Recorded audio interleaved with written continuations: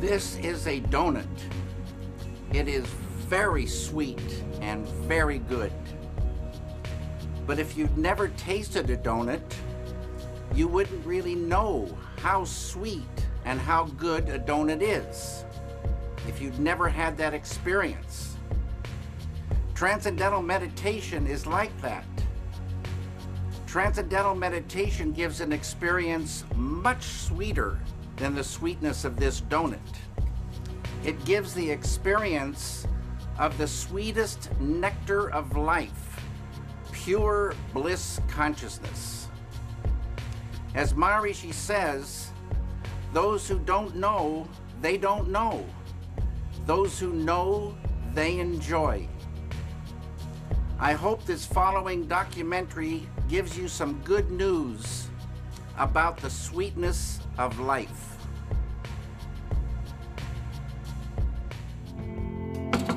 Okay. This here represents the surface of life. Surface. And we see surfaces, you know, surfaces.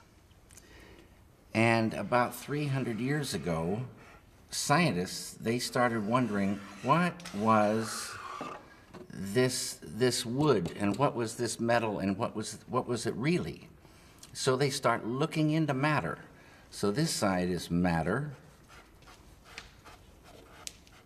and this side is mind. Mind and matter. And the scientists, well, they discovered molecules. Deeper they went, and they discovered these atoms. And like I say, they thought that was the smallest particle for a long time. All these things we learn about in school. They went deeper, and they find inside the atoms these little electrons and neutrons and protons. And they went deeper and deeper and deeper, smaller and smaller particles, smaller and smaller particles. They found 4 forces. On a deeper level, the 4 became 3. And on a deeper level, the 3 became 2. And then, about 30 years ago, modern science, quantum physics, discovered the unified field. The unity of all the particles and all the forces of matter, of creation. Not only did they discover the unified field, but they found that everything that is a thing emerges from this field of no thing. Unmanifest, it is. Unmanifest. It is no hyphen thing, but all things come from it. Anything that is a thing has emerged from this field of unity. It's oneness. The scientists know this exists, but if they wanted to get there, you can't get there. It's unmanifest. You can't walk into this field. But any one of those scientists could practice a technique, transcendental meditation, which, remember, true happiness is not out there. You're given a mantra, a very specific sound, vibration, thought. Very specific. It needs to be life-supporting at all deeper levels. And that mantra that you're given, that Maharishi gives, the key that opens the door. The mantra turns the mind within, turns the awareness within, and you naturally dive. Why is it natural? Because each deeper level of mind and each deeper level of intellect has more happiness. And the deeper levels of mind and deeper levels of intellect correspond to deeper levels of matter.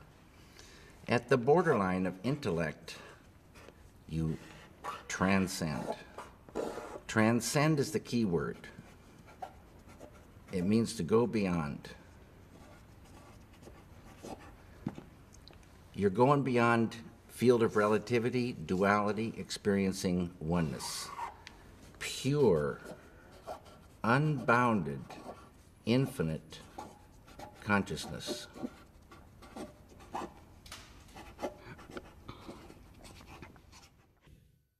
This consciousness has qualities: infinite creativity, intelligence, energy, love, power, and bliss. Dynamic peace. Always been there, never had a beginning, it is and it will be forever. Unbounded, infinite, eternal, immutable, immortal consciousness, fullness.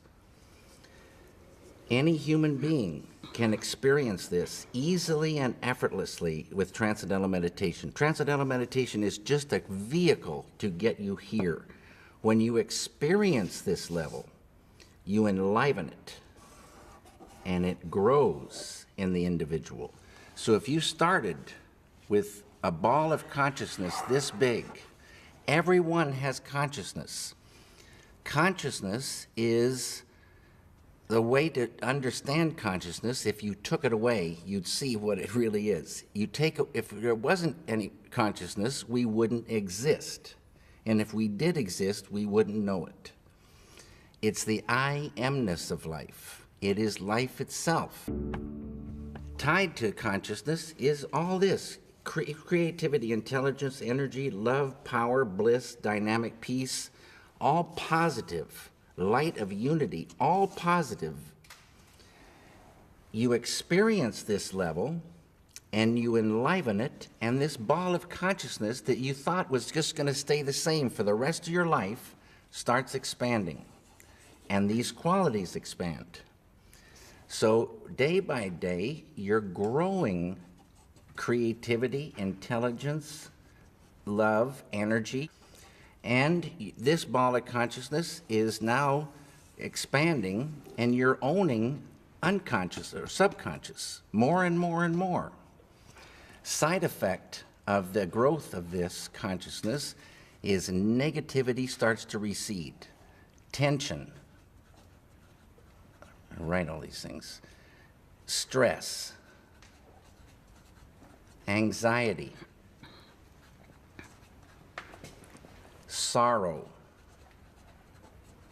depression, anger, hate, fear, all starts to go. Can't live in the light of this. In schools, when there's stressed anxiety, horror stories, depression, so many people on pharmaceutical drugs, suicides, shootings, stabbings, you give a student this technique. It's easy to do. It's not concentration, it's not contemplation. Concentration, contemplation keep you right on the surface. You're not transcending. It's this field that does everything for the human being. This field. And you experience this field when you really get there and transcend. This is transcendental consciousness. It's, there's so many names for this field. The Tao, Kingdom of Heaven, all these names for this one field, the absolute, totality. In Vedic language, this field is called Atma. A-T-M-A, means the self, with a capital S. Know thyself. Get there. Know it by being it. Unfold it. And what you're doing is unfolding your full potential as a human being. Your full potential of the beautiful human being is called enlightenment. And people can unfold their enlightenment. And man, you are not angry anymore? No, I told you, that anger lifted away without trying. Poison to the artist, poison to the environment, poison to the human being, lifts away without trying. But it's not that you become numb and sleepy and don't want to work. You get more energy, more enjoyment of the doing. And negativity lifting means that conduit of the flow of ideas, the flow of creativity, is not cramped by that. Negativity restricts that flow. So, you know, and you can still have righteous anger, being very strongly for something or against something, beautiful. But the kind of anger that is just bitter, just like selfish kind of anger, no one wants to be around this kind of person, and the person's poisoning themselves. The person can't work so good. That's mind control. Negativity is really mind control. Depression controls the mind now. Can't work. Anger controls the mind. You can't work. Sorrow. Some people hold sorrow for years. And you want to visit them and cheer them up, but it doesn't do anything.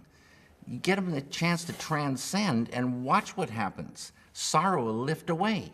They'll be back on the road. You started 34 years ago to go deeper and deeper into that spiritual journey, but it's lately only that you decided to go public about it more and more.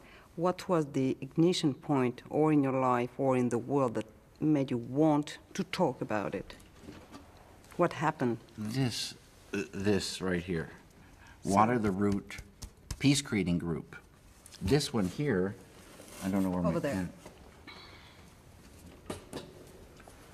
This is the individual here, and the same phenomenon happens with a group. Lots and lots of people, square root of 1% of a population. So, like I said, for France, 750 to 1,000 do the thing.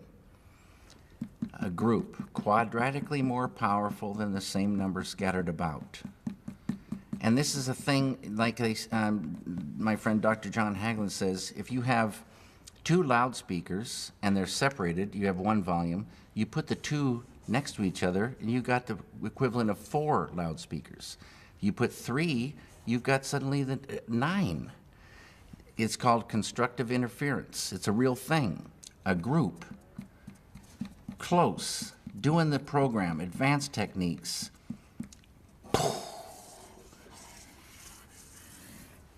Day by day. Just like when you want to get electricity to the people, you build a power plant, generate that electricity, and they get it. And you want that power plant to stay. They got their computers running, their TVs running, the whole kitchen's running, and day by day, you're generating electricity. Day by day, you're generating dynamic peace. Beautiful thing. Human beings like a light bulb. And we enjoy that light inside, but we also radiate it. We affect our environment. Everybody knows that. You go into a room where there's been a bad argument, the argument's over, but you can feel that thing. You go into a room filled with felicite, bliss, and the power of that is so beautiful to be in. And this group radiates that. Side effect, negativity goes. Enmity and the enemy goes. Without trying. Unified field. That's our big friend. And this is all the thing tied to peace. It gets to the point where you couldn't hurt another human being. It would be like hurting yourself. This is the way it is supposed to be. It's not the way it is, but it would be so beautiful. But the key is there. This feeling, it just grows and it's real. It's much more real feeling than our world, which is pretty much an absurd joke when, you know, somebody is blowing children's heads off in the name of peace. It's a sadness. It's the old way. And now there is a new way to real peace. Had nothing to do with killing. And so it's reached a point where you just wouldn't ever think to hurt another human being. And you travel in real peace, you travel and you meet friends, not enemies. The light of unity destroys the enmity in an enemy, destroys negativity. There's no more enemy.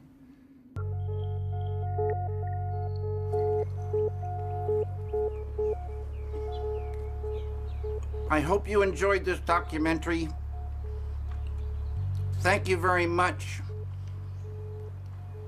And I wish you all the very, very best.